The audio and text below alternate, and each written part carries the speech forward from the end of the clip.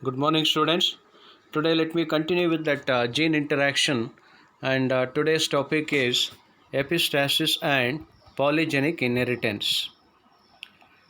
What is epistasis? Epistasis is a Greek word that means standing over.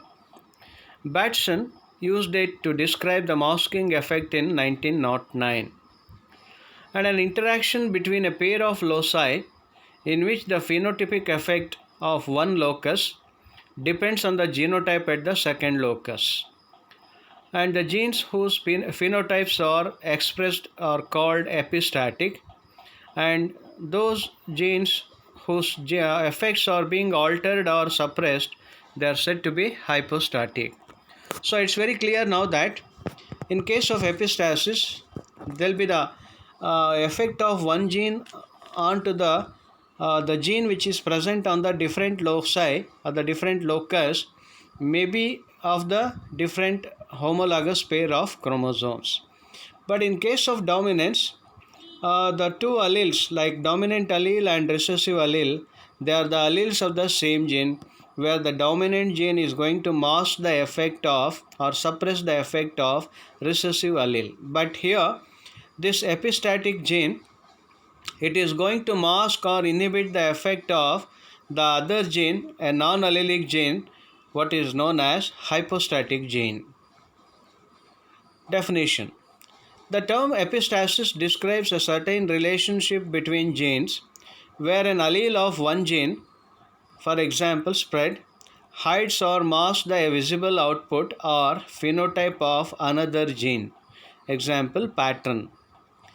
Epistasis is entirely different from dominant and recessive, which are the terms that apply to different alleles of the same gene. For example, Bar is dominant over Barless, that is in case of Drosophila melanogaster with reference to the eye structure, and it is recessive to Czech.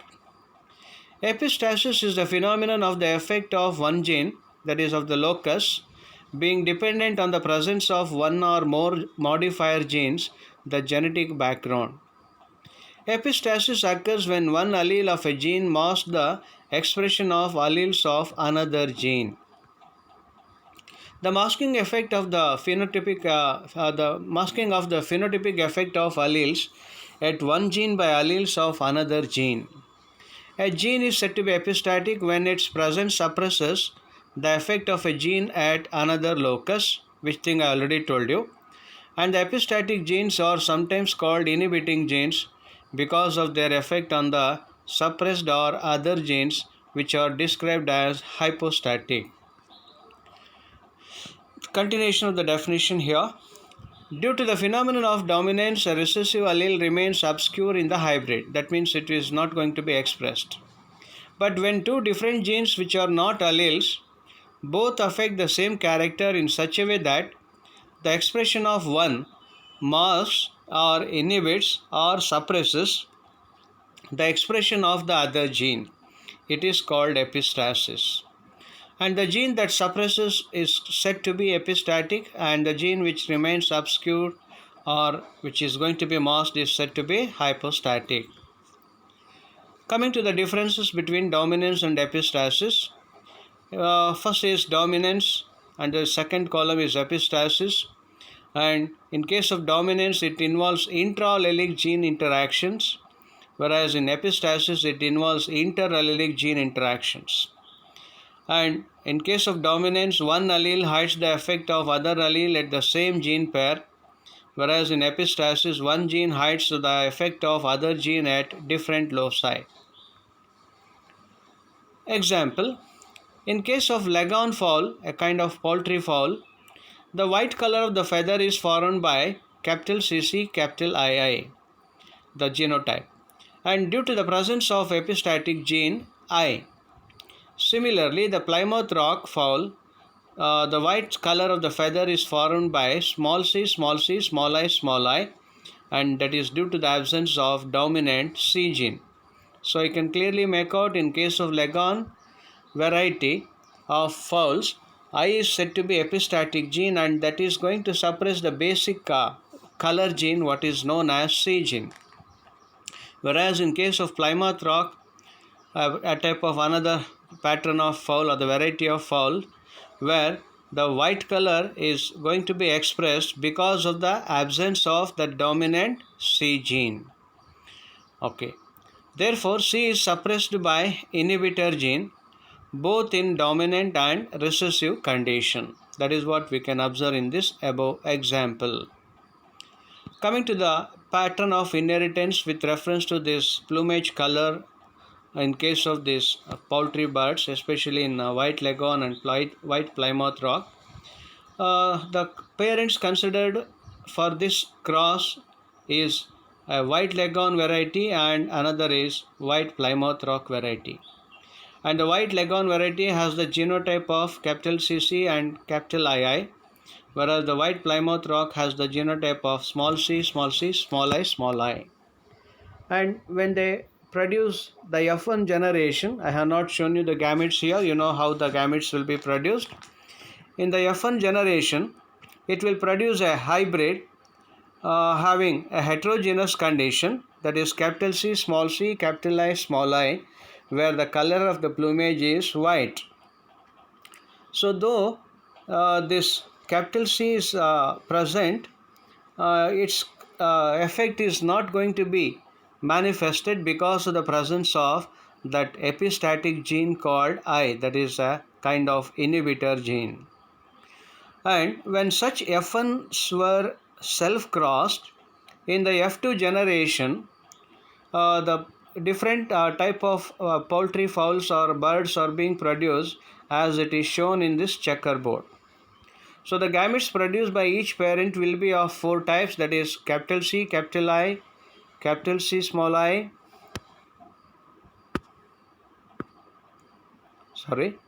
small c, capital I, small c, small I, and the same type of gametes are being produced by the other parent. And in the F2 generation, it will produce the progeny in the following pattern as it is depicted or shown in this checkerboard. So a checkerboard for the 16 phenotypes and genotypes of the F2 birds indicates that only 3 out of 16 genotypes, that is IICC and small I, capital C, small I, capital C, small c, produce color birds. So you can make out that colored birds here. So this is one colored bird and this is another colored bird and this is another colored bird. But rest of them are white in nature. Why this happens? It is because of that inhibitor gene called I gene. Okay, so as you observe here in these four progenies that are being produced in the F2 generation, which are purely colored ones, and that is because of the absence of capital I gene, that is the epistatic gene. And the white leghorns obviously contain a gene I, which in the dominant state inhibits or suppresses the expression of the another dominant color gene, capital C, resulting in white plumage. And the plumage color is white in leghorn when one condition, both color gene and inhibitor genes are absent, when color gene is absent. So in these two situations, the plumage color will be white. Then the plumage color is colored when color gene is present but inhibitor gene is absent. Thus, C is a hypostatic gene whose expression is inhibited by a dominant gene I, that is capital I, which is an epistatic gene. Both genes are non-allelic genes and their interactions modify the typical Mendelian ratio into 13:3 instead of 9:3:3:1 because of dominant epistasis.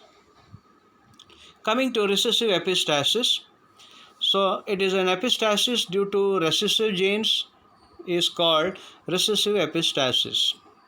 And in case of mice, the albinism, that is a white coat color, it is produced by a recessive gene small a, and there is a different gene B, that is capital B, dominant one, which in the dominant state, that is in homozygous condition or heterozygous condition, produces a grey coat color called agouti. and when recessive, that is small b, it leads to black coat color. So it is very clear that when this capital B gene, whether it is present in homozygous or heterozygous condition, invariably it produces gray color, whereas when it is present in recessive condition, small b, it will produce another color called black coat color. Whereas when both are in recessive condition, it will produce white color. So the recessive gene for albinism is found to be epistatic to the gene for agouti, that is both homozygous B and heterozygous B, and also to its recessive homozygous allele, that is homozygous recessive B for black color. The presence of the dominant allele, that is A of the epistatic gene allows the expression of gene B, that is capital B, so that agouti, that is in homozygous B and heterozygous B, and black, that is in homozygous recessive B, coat colors can be produced. Recessive alleles at one locus, that is small a, mask the phenotypic expression of other gene locus, that is capital B, or capital B, or small b, and such epistasis is called recessive epistasis. The alleles of the B locus express themselves only when epistatic locus A has dominant alleles like capital AA or capital A small a, and the phenotypic ratio is 9:3:4. So in this slide, you are going to understand how the inheritance is going to be observed. And the parents for this cross are like this: an agouti mice having capital A, capital B, that is both homozygous, and an albino mice having small a, small b genotype, and they produce the respective type of gametes like capital A, capital B, that is from agouti parent, and small a, small b from albino parent. And the F1 produced will be again agouti, but it is heterozygous type. And when such F1 were self-crossed, as it is shown in this slide, that is an agouti, heterozygous agouti crossed with another heterozygous agouti, it will produce the F2 as it is shown in this checkerboard. And these two parents of the F1 generation, they produce the gametes like capital A, capital B, capital A small b, small a capital B, and small a small b. So also the other parent as it is shown in this checkerboard. And in the F2 generation, you will get 9 agouti, and then 3 black variety and 4 albino variety. So this is how the inheritance patterns is observed in case of poultry birds with reference to the plumage color. So there will be 9 agouti as you see here in this checkerboard, and only 3 black varieties and 4 albino varieties are going to be produced.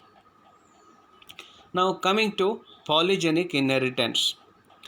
A single characteristic being controlled by multiple genes is known as polygenic inheritance. As the name itself suggests, poly means many. Polygenic inheritance gives rise to continuous variation in the phenotype.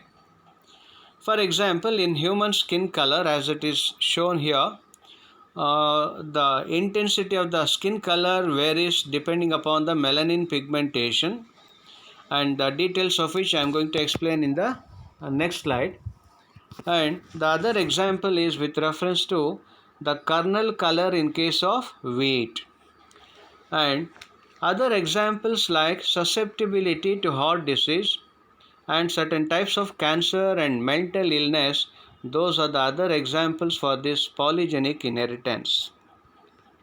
And rarely And another example is being considered here for polygenic inheritance. That is what known as the autism spectrum. You know what is autism is? And this autism is a pervasive pervasive developmental disorder that presents on a scale which is being shown here in this right hand side, and that is known as the childhood autism, which is said to be in the following rating scale. And it is not as clearly polygenic as the above examples like human skin color and wheat kernel color, but it is not as clearly polygenic, and it is suspected that gene interactions and environmental factors play a larger role. For example, as you know, a child which is having autism, and that child, if it is given a proper training and education, that autism can be reduced to some extent, though it is genetic one, but it can be managed, and the condition can be improvised. So this is with reference to some examples of polygenic inheritance. So polygenic inheritance, when one phenotypic character is controlled by more than one gene, it is called polygenic inheritance. Colorenter is known as father of polygenic inheritance because he for the first time studied this polygenic inheritance mechanism. And it is also called quantitative inheritance because the different characteristics, the examples considered here, they are said to be of quantitative type. And the quantity of inheritance depends on dominant alleles. More number of dominant alleles producing more effect, and less number of dominant alleles producing lesser intensity effects.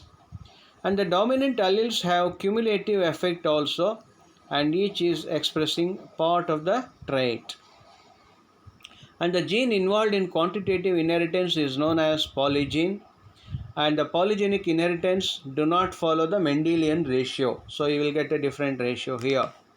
Example, skin color of man, wheat kernel color, that thing I already told you in the previous slide.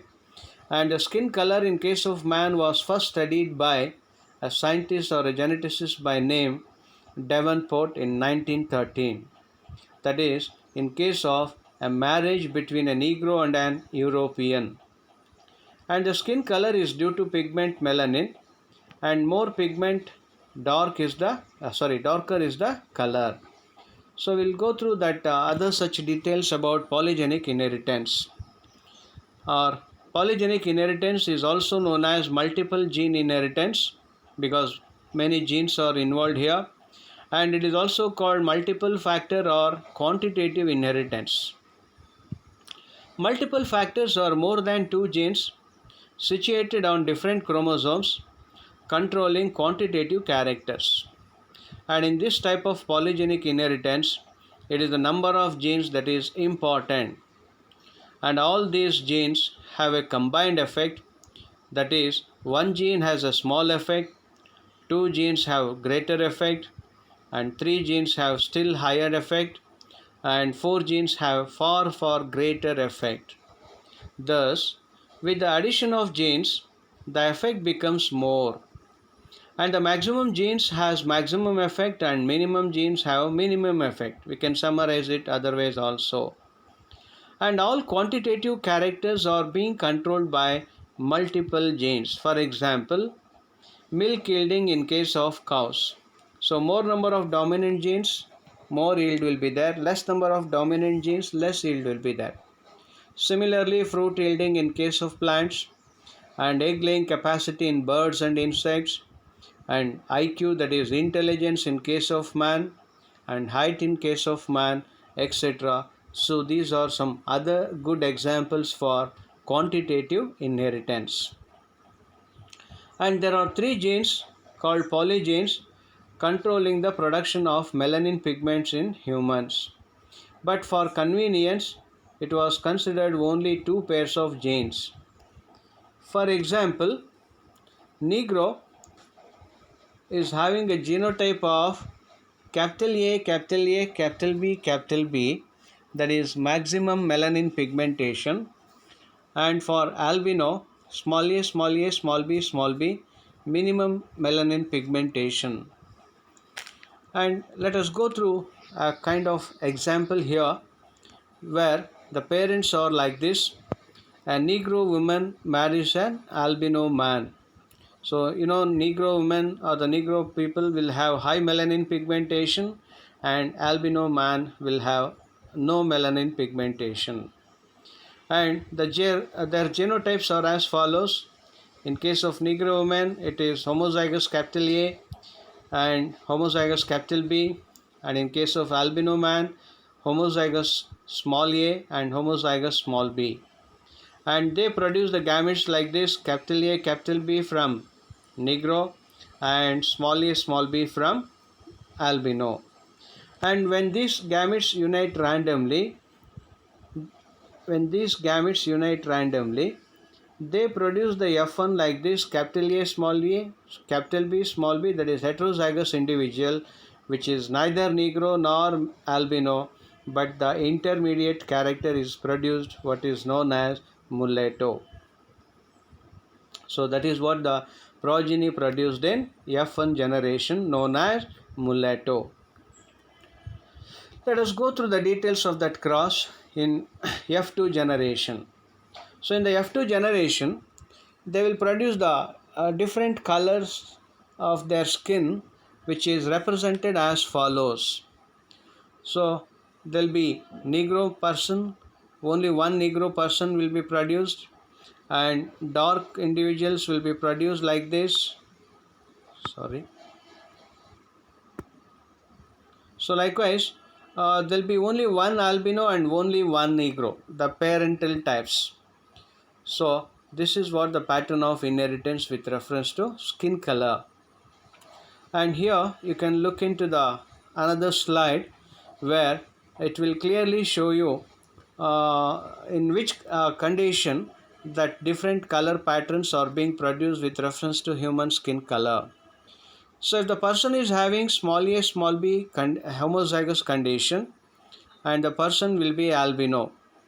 And if the person is having small a, capital B, small b, or capital A, small b, the person will have fair skin color. On the other hand, if the person is having heterozygous condition, as it is shown here, that is capital A, small b, capital A, capital B, small b, or small a, capital B, the person will develop mulatto condition. On the other hand, if there are three dominant genes are present, the person will have dark skin pigmentation. And if the person is having all dominant gene condition like capital A, capital B, so four dominant genes here, they produce a cumulative effect which will produce the Negro skin pattern. And the details of this F2 ratio are being shown here. So a tabular column is being used here to represent how the F2 progeny will be produced. And the number of dominant alleles in case of albino variety is 1 of 16, and in case of fair it is 1 dominant allele, and in case of mulatto 2 dominant alleles, and in case of dark 3 dominant alleles, and in case of Negro 4 dominant alleles. So it is represented in the ratios like 1 of 16, 4 of 16, 6 of 16, 4 of 16, and 1 of 16 respectively. And that has been represented in terms of a graph here. So there is only one Negro variety and only one albino variety, and there will be 4 dark colored individuals are produced, and about 6 mulatto are being produced, and about 4 are having fair skin color. So that has been summarized in this tabular column as well as in this chart form. And the number of genes, the phenotype and the proportions are given below. So 4 dominant genes, it will produce Negro, 3 dominant genes will produce dark, 2 dominant genes will produce mulatto, and one dominant gene will produce light and zero dominant gene will produce white. Thus, there is a great variation in the intensity of the skin color. As the number of genes increase, the intensity of the pigmentation also increases. Thus, there is a quantitative increase in phenotypic effect with the addition of genes. Let us go through quickly that difference between multiple alleles and multiple genes. Multiple alleles, they have more than two alleles present on the same homologous pair of chromosomes, whereas multiple genes, they are having more than two different genes situated on different pairs of chromosomes. And multiple alleles, they have the phenotypic effect which is qualitative type, but in case of multiple genes it is quantitative type. And there is no combined effect in case of multiple alleles, but in multiple genes they have combined effect. As you see, in case of negro skin pigmentation, 4 dominant genes will produce more dark skin color, and multiple alleles, they arise because of mutations, whereas multiple genes, they do not arise because of mutations. So these are some differences between multiple alleles and multiple genes.